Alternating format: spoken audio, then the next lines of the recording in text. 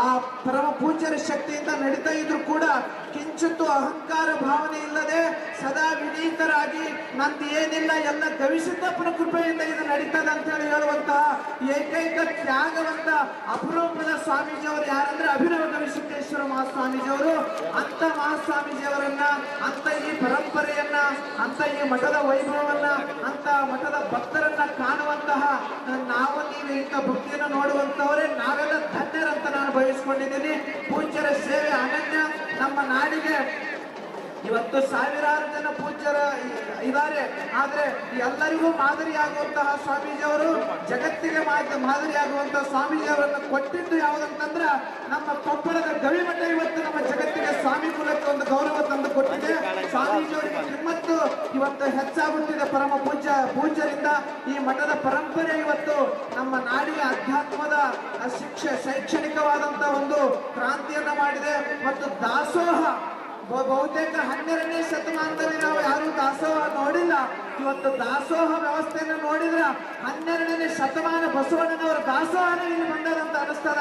ಅಂತ ಅದ್ಭುತವಾದ ದಾಸೋಹ ವ್ಯವಸ್ಥೆ, ಈ ಪರಂಪರೆ ನಮ್ಮ ನಾಡಿನೊಳಗೆ ಉಳಿಬೇಕು, ಬೆಳಿಬೇಕು. ಪರಮ ಪೂಜ್ಯರ ಆಶೀರ್ವಾದ ನಮ್ಮ ನಾಡಿನ ತುಂಬ ಜಗತ್ತಿನ ಜನರಿಗೆಲ್ಲ ಆಗ್ಬೇಕಂತ ಹೇಳಿ ನನ್ನೆರಡು ತೊದಲ ನುಡಿಯನ್ನು ಗವಿಸಿದ್ದೇಶ್ವರ ಪಾದಕ್ಕೆ ಅರ್ಪಣೆ ಮಾಡುತ್ತೇನೆ.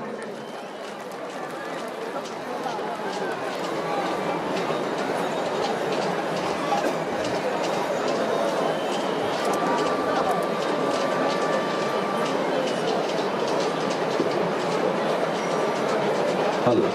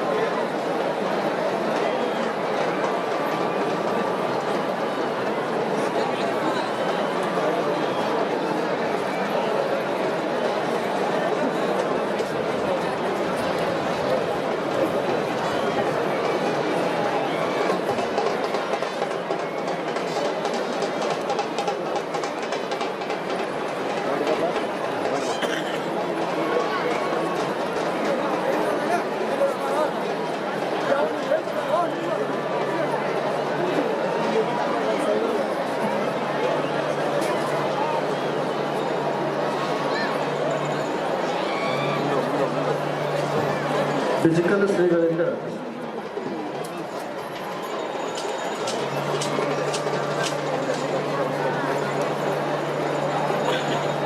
गविसिद्धेश्वर महाराज की, शिवशांत शिवयोगी महाराज की, मरिशांत शिवयोगी महाराज की, अभिनव गविसिद्धेश्वर महाराज की, गविसिद्धेश्वर महाराज की.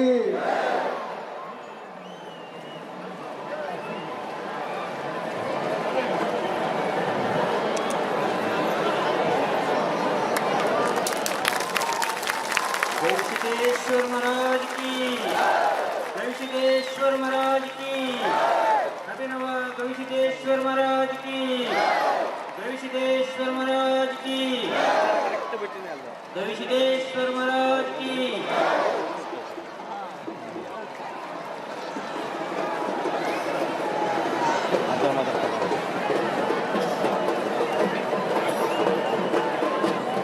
ಈ ಜಾತ್ರಾ ಮಹೋತ್ಸವಕ್ಕೆ ಒಂದು ನಿಮಿಷದಲ್ಲಿ ಸಂಬಳ ಬರ್ತಾರೆ.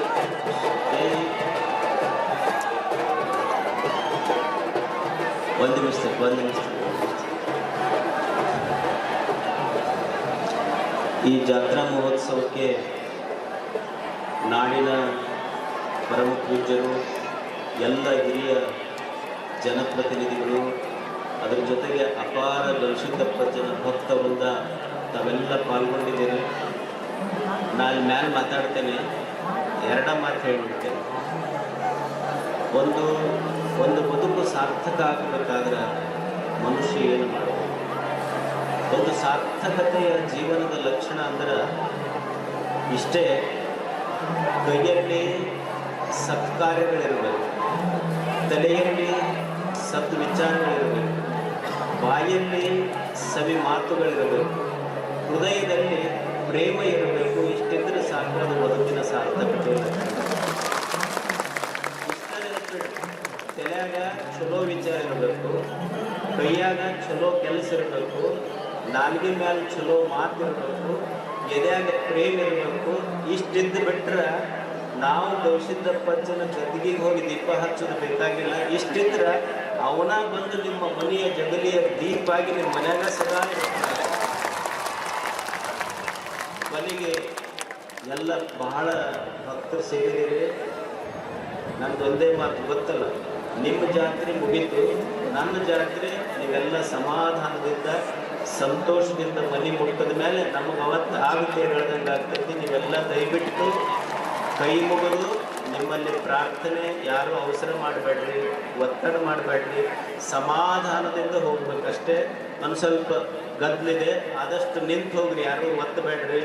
ಸಮಾಧಾನದಿಂದ ಸಾವಕಾಶವಾಗಿ ನಮ್ಮ ಜೊತೆ ಗವಿಸಿದ್ದಪ್ಪಜ್ಜನ ನನ್ನ ಹೃದಯ ಕುಂತು ನನಗೆ ನಡೆಸ್ತಾನ ಅನ್ನೋ ಭಾವನೆಯಿಂದ ಸಮಾಧಾನದಿಂದ ಹೋಗಿ ತಮಗೆಲ್ಲ ಶರಣಾಗ್ತೀವಿ.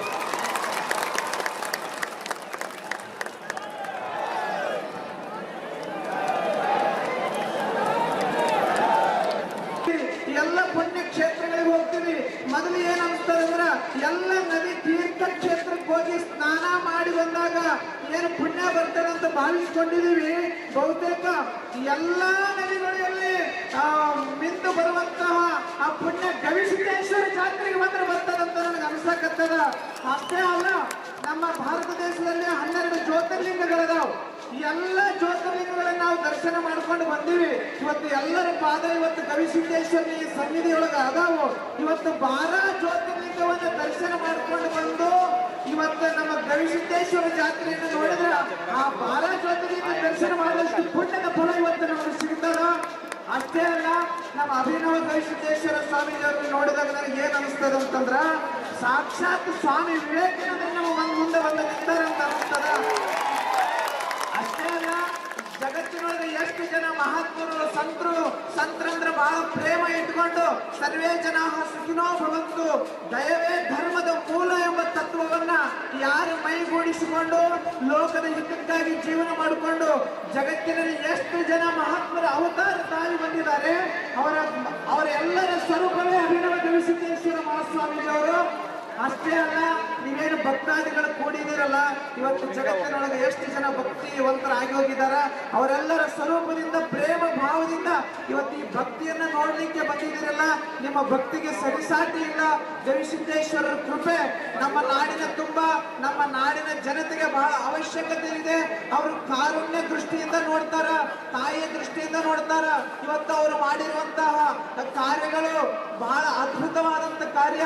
ಇವತ್ತು ಸ್ವಾಮೀಜಿ ಅವರು ಹೇಳ್ತಾರ, ಅವ್ರ ಮಾತುಗಳು ನಮಗೆ ಪ್ರತಿ ಕ್ಷಣ ನೆನಪು ಬರ್ತಾವ. ನನ್ನ ಮಠದಲ್ಲಿ ನನ್ನ ಫೋಟೋ ಯಾಕೆ ಹಾಕಿಲ್ಲ ಅಂತ ಯಾರೋ ಕೇಳಿದ್ರಂತ. ಅವ್ರು ಹೇಳಿದ್ರು, ಮಠದಲ್ಲಿ ಯಾರ ಫೋಟೋ ಇರ್ಬೇಕಂತ